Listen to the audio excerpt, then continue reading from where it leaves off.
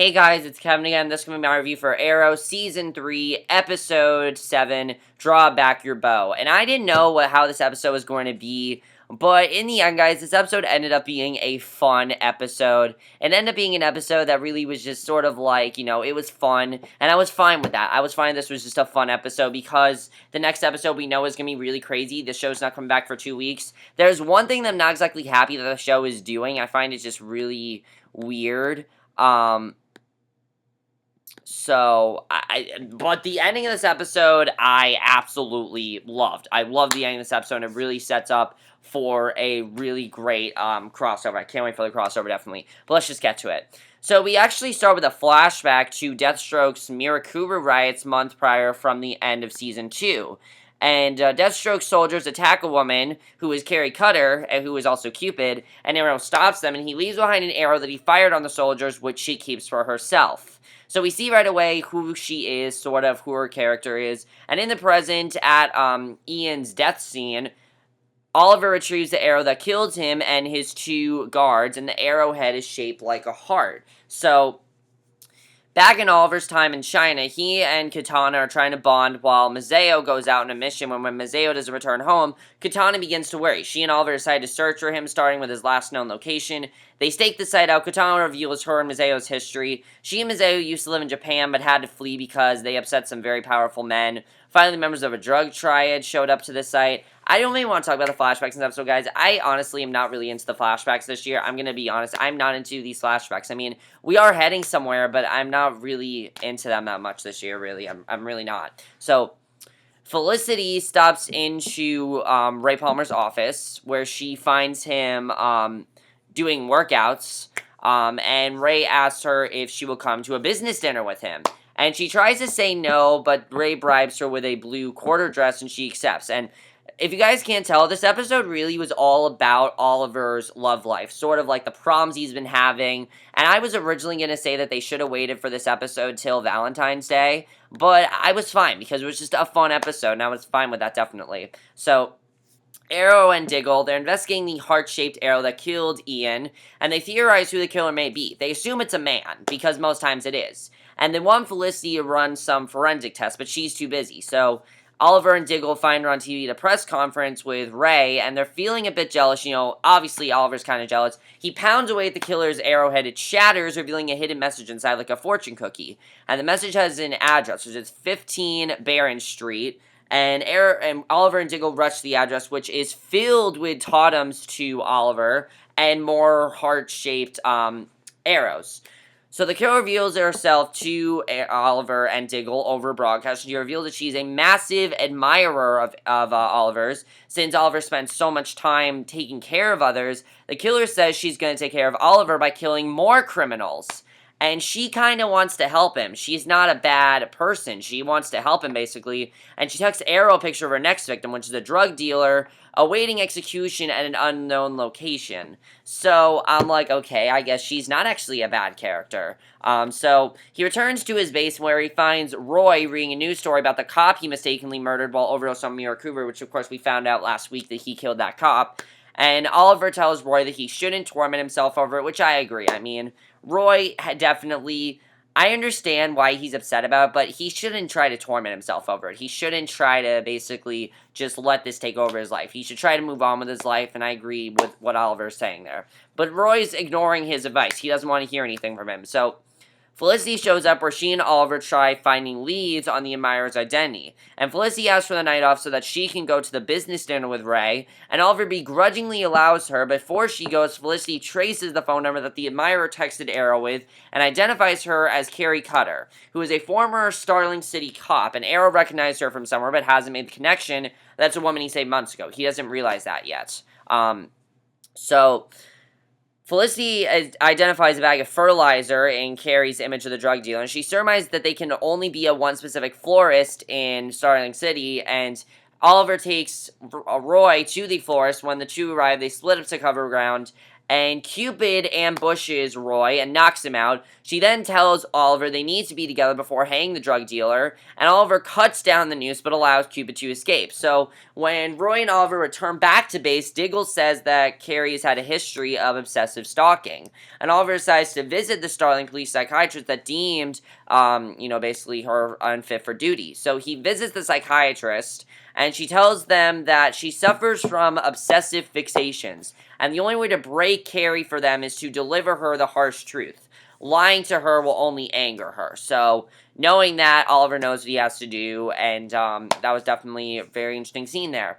So, after talking with Oliver, Diggle senses his jealousy towards Felicity and Ray's budding romance. You can definitely tell that Oliver is jealous, because if you remember, Felicity and Oliver were like this close to getting together in the beginning of the season, but of course Oliver realized that he couldn't be both Oliver and the Arrow. He just realized he couldn't do both, and he ultimately just rejected Felicity, which now she's trying to move on, and he doesn't want her to, and now he's kind of, I think, now he's kind of realizing, oh shit, I'm screwed. There's no way I can fix this. I want to, but I'm not going to. She's moving on.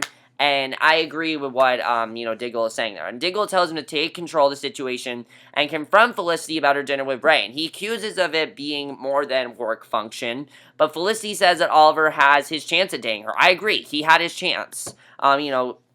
It's too late for him now. He thinks that he can do this all now, but it really is just too late. I mean, I understand that he still wants to go after Felicity and everything. I understand that. But it's kind of too late for him in the long run. It just is. So, she meets Ray later that night, and he gives her a diamond necklace worth $10 million, and Felicity's moved by the gesture because he's kind of been sort of like a self-centered character. He hasn't been really sweet or anything, so she's surprised by how much of a gentleman this guy really is, and I myself was like, wow, he really is a nice guy. So elsewhere, Cupid meets up with her accomplice, Felicity to Cupid's arrow, and the accomplice runs in, I don't know how to pronounce this word, but algorithm to track all of Oliver's known locations and which locations he visits the most. His program deduces that Oliver's most visited location is the Verdant nightclub. So after killing her assistant, she heads for Verdant, and back at the base, he receives a call from Quentin, and Quentin has found Cupid's dead accomplice. So obviously Oliver's kind of angry at this, so he demands that Felicity should be helping out more with the mission instead of having dinner with Ray, which I agree with.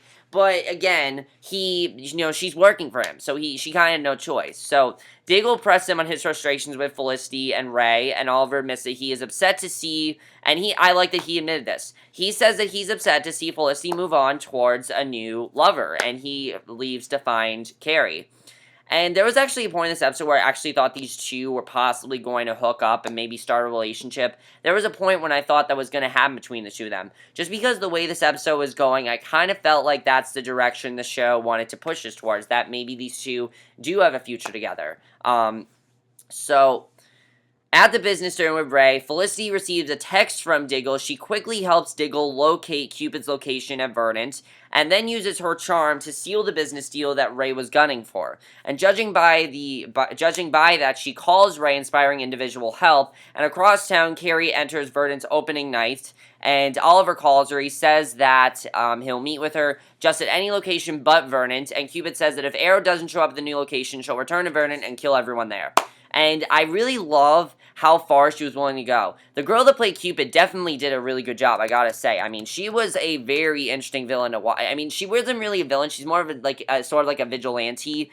At the same time, though, she will kill anyone if Oliver doesn't show up, and her anger gets to her. So it's kind of like a Mirakuru, but except she's like obsessed with it. So I think that's interesting with her character, and I definitely really enjoyed that about her character. And I thought her character was definitely very interesting because of that, and I really like the direction they went with her character in this episode. I thought that was definitely very well done, in my opinion. So, basically, Oliver arrives at Cupid's chosen scene, which is a location where he saved her during the siege of Starling City. And Oliver tells her that she's not well and says that he has no feelings for her. And he then says that he understands her pain, saying that he, of course, the psychiatrist said just be honest with her, which he is. And he's saying that someone in his life that he loves but can't be with. And back at the Arrow base, Felicity and Diggle hear the entire speech, but Cupid thinks that Arrow's lying. She thinks that he's not telling the truth. She thinks that he's denying, his feelings for her. And she goes into a rage because of this. She attacks and they fall through a large subway gate underground, blocking his communication signals. And Cupid says that if she can't have Arrow done, no one can. And she almost makes them, she almost runs both them over with a train. But luckily, Oliver saves her and they're alive. But she's crazy enough to believe that it was Arrow's way of proving his love. And, she's not gone. So, it doesn't seem like she's gone. But they do turn her over to Argus and Amanda Waller. However, there is a part of me that feels that she's coming back. I definitely feel that Cupid's coming back. I mean, maybe at least one more time this season she'll come back. I feel like that's going to happen. I like her character overall. I think the girl that played Cupid actually did a very good job. And I was surprised by how interesting her character really was. I mean, she was definitely a very interesting character in the sense that you never really know where her character was going to go. And I thought that was definitely very well done here. So she's given a spot on the Suicide Squad, and that's huge, because as we know, there is a Suicide Squad movie in the works, which means that we could end up seeing Cupid in the Suicide Squad movie, which I think could be really cool if that happens. So, over at Vernon, Thea starts, we get a little thing with Thea, really. It's nothing too much there. Thea's flirting with the club's new DJ, the two kiss, Roy isn't the only Archer who's about to get burned, though, because he sees Thea moving on, basically. This seems to be an episode about everyone being upset that people are moving on, because then we get probably the best scene of this episode. I thought the scene was very well done, and I really enjoy it, because after Felicity and Ray have had their date, they end up kissing, but unbeknownst to them, Oliver sees the entire thing. So he's obviously very upset. He's furious. He finds Roy there, and the two decide to spend the evening having dinner with Diggle and his family. And after kissing Felicity, Ray returns to his office, and I thought this was great, he axes his files on his prototypical Atom suits, and this is basically showing that Ray is about to join Team Arrow, because I don't know if you guys know this, but in the comics, Ray has joined Team Arrow. So I'm thinking that's what this is, kind of like alluding to. That's showing that he is going to join Team Arrow. And if that's what they're showing, then I think that's going to be really cool, definitely. And I really felt bad for Oliver, though, because he goes into like a huge rage about this. I mean, definitely he thinks that Felicity has moved on, and I really do feel bad for what's going on with Oliver, definitely. But again, it's kind of too late for him. He needs to, if he wants to prove his love for Felicity, he needs to prove to her that he really does love her, because she will move on to Palmer. She will, definitely. So then we get the end of the episode, which I thought was amazing. I love the end of the episode. Across town, a man is killed by an unidentified assassin. The assassin's weapon of choice, a boomerang.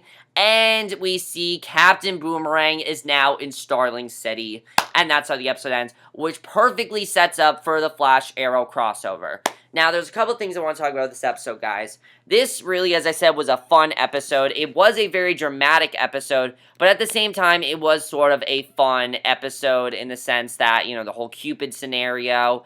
And I really enjoyed that. I thought this episode was just going to be sort of like a silly episode, but it ended up being probably one of the best episodes of the season, definitely. I really enjoyed this episode. I thought it was a solid episode, and there are a few things I definitely want to talk about. Do you think that Felicity and Oliver have a future together? I think they do, but Oliver definitely needs to prove himself to Felicity, because at this point, Felicity will move on if she has to. Felicity wants to move on with Ray, then she will, because she basically got the answer that she wanted from Oliver, that they don't have really a future right now. And, Roy's also jealous of Thea. I didn't care too much about that. The flashbacks I really didn't care about in this episode that much. No Laurel in this entire episode, which was fine, honestly, because we had Laurel last week. Now, I will talk about, I did think it was kind of weird how they introduced Cupid at the end of last week's episode. I'm not exactly a fan of that, and I hope they don't continue to do that.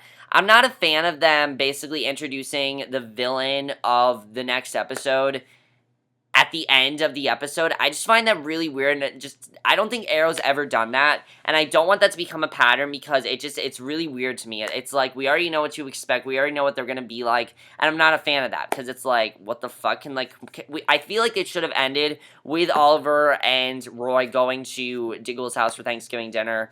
I would have been fine with that if they would have just gone there. But the Flash Arrow crossover, I can't wait for it. We saw a preview for it, it looks amazing, and I think it's going to be probably one of the best episodes the show has done, and definitely the best episode of the season. I'm definitely looking forward to it because of that. I think it's going to be amazing. I can't wait to see what they do there. Are we going to see Cupid again? I'm interested in seeing if we're going to see her again, because I really liked her character. I thought she definitely did a really good job, and if we do see her again, I'd be fine with that. I wouldn't have a problem with, you know, maybe seeing a few extra scenes with Cupid, maybe seeing her still thinking that Oliver's in love with her.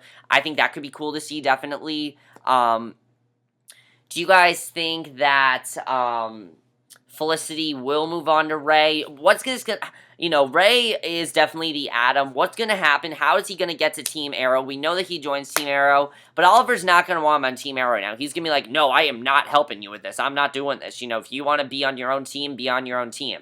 I kind of feel like maybe Ray is gonna create his own team, and maybe they'll be against each other, but eventually he will trust him. You know, it seems like whenever someone new joins the team, Oliver always has a hard time trusting them. So I'm thinking that's the kind of what's gonna happen with, Ray Palmer, which I think is really interesting. It makes his character a lot more interesting, in my opinion, and makes sense for that look he gave in episode 3. We now know what it is, that he is the Atom. Also, why is Captain Zoom in Starling City? What did he do in Starling City? And now I kind of have a prediction about this.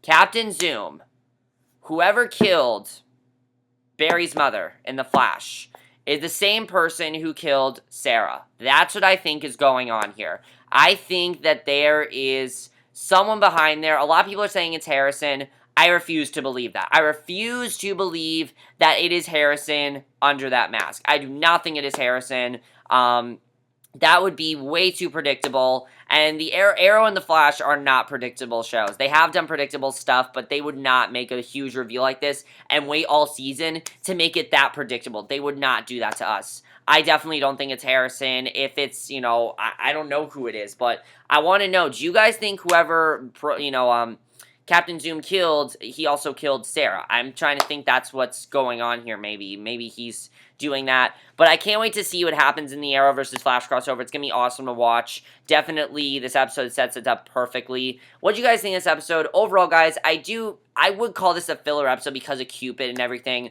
but there was a lot of stuff with Oliver's love life. Do you feel they should have waited till maybe Valentine's Day to air this episode? Do you think that him and Felicity have a future together? Let me know what you guys think of that. Are you guys really hyped up for the Arrow versus Flash crossover? I know I'm really hyped up for it. But that's my review. Hope you guys enjoyed it. Let me know what you guys saw this episode, and I will see you guys in my next video. And I know it's really short review, guys, but there really wasn't too much to talk about in this episode. There wasn't a whole lot going on. There was the stuff with Cupid, but it was mainly just Oliver, you know, kind of upset about what happened between him and Felicity, and I like seeing that, definitely, that Oliver's very mournful about that. But I will see you guys in my next video, which will be my review for tonight's episode of American Horror Story Freak Show. So I will see you guys for that. Okay, bye.